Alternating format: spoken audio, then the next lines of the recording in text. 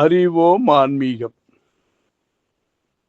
ஆன்மீகத்தில் ஆண் பெண் என்ற வேறுபாடு இல்லை.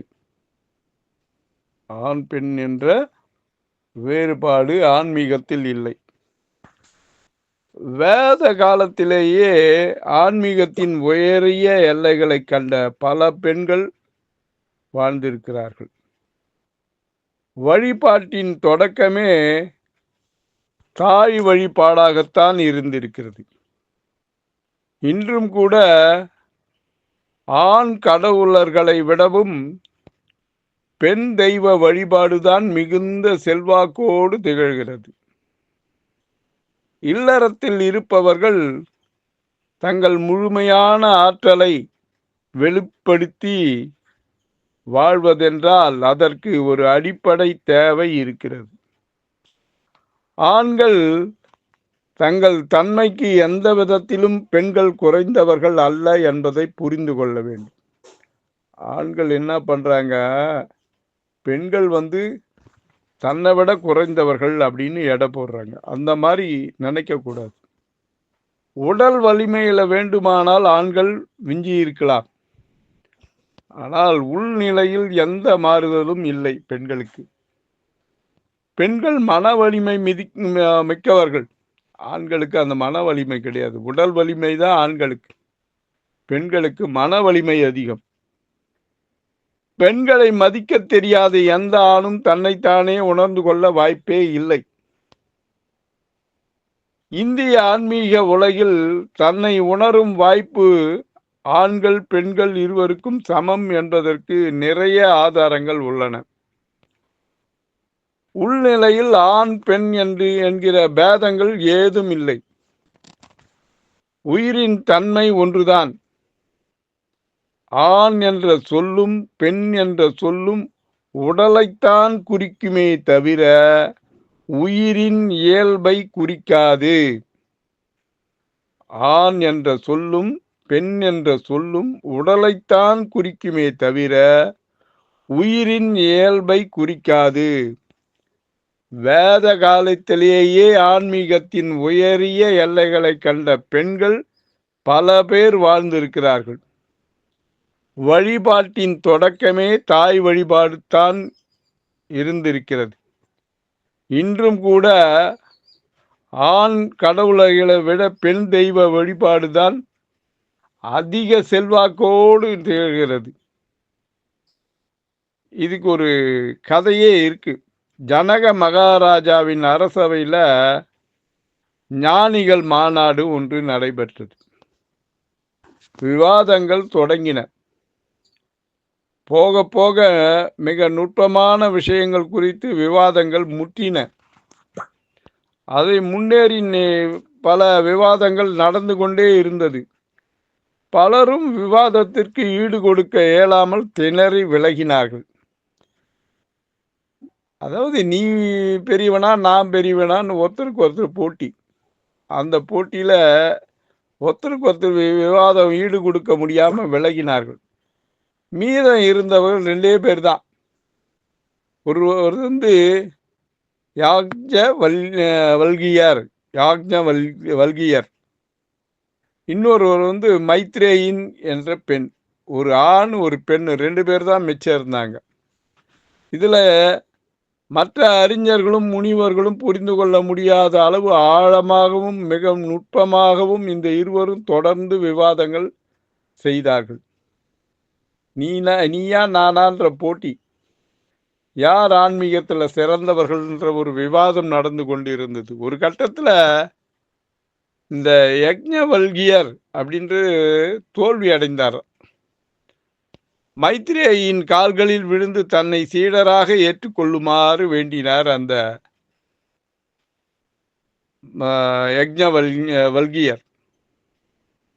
உடனே அவரது ஞானத்தின் மேன்மையை உணர்ந்த அந்த எதிராளி பெண் மைத்ரேயி யக்ஞவல்கியரை தனது கணவராக ஏற்றுக்கொண்டார். காலில் விடாதீங்க, எனக்கு கணவனா வாங்கன்னு கணவனா ஏற்றுக்கிட்டார். தான் விரும்புகிறவரை கணவராக தேர்வு செய்கிற உரிமை பெண்களுக்கு இருந்தது. என்பது இதன் மூலம் விளங்கும். இதே வல்கியர் ஜெயிச்சிருந்தான்னா இந்த மைத்திரியையே நான் உன்னை கல்யாணம் பண்ணிக்கிறேன்னு சொல்ல முடியுமா? முடியாது. ஆனால் பெண் விட்டு கொடுக்குறா. அந்த மனோபாவம் பெண்களுக்கு உண்டு.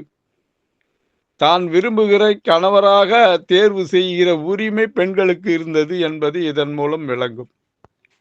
ஒரு நாள் யக்ஞவல்கியர் மைத்ரேயிடம் நான் வனங்களில் சென்று தவம் செய்ய போவதாகவும் தன்னிடம் இருக்கும் செல்வங்களையெல்லாம் மைத்ரேயிடம் தந்துவிட்டு செல்ல விரும்புவதாகவும் கூறினார் அவர்.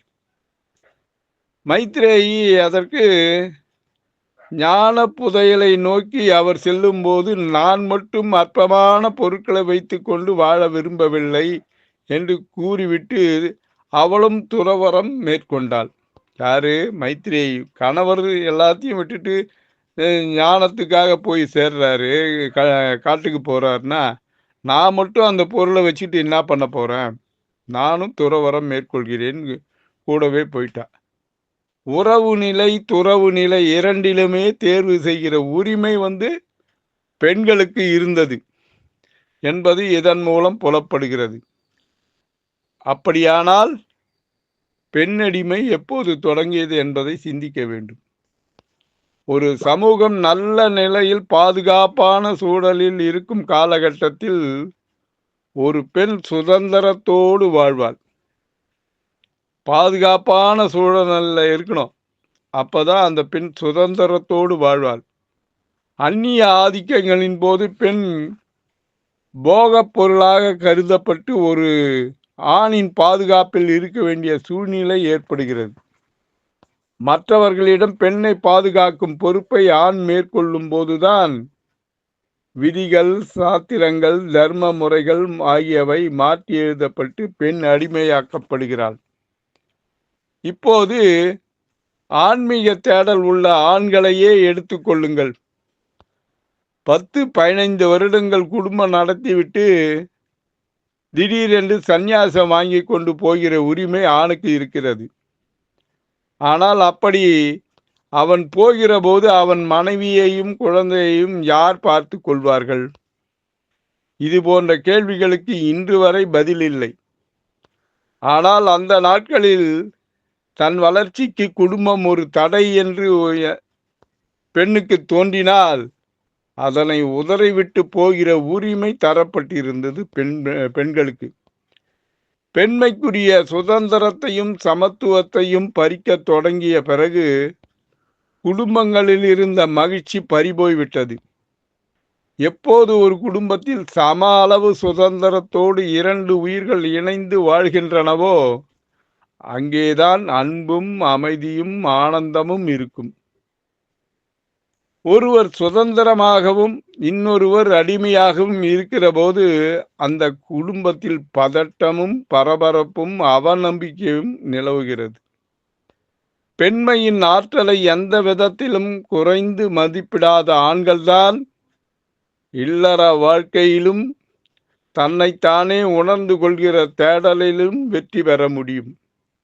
ஆக இன்றைய ஆன்மீக உலகில் பெண்களோட ஆன்மீக தேடல்கள்தான் ஒரு குடும்பத்தை முன்னுக்கு கொண்டு வர முடியும். ஆன்மீக சிந்தனையுடன் எம். தணிகானந்தம், சேந்தமங்கலம். வணக்கம்.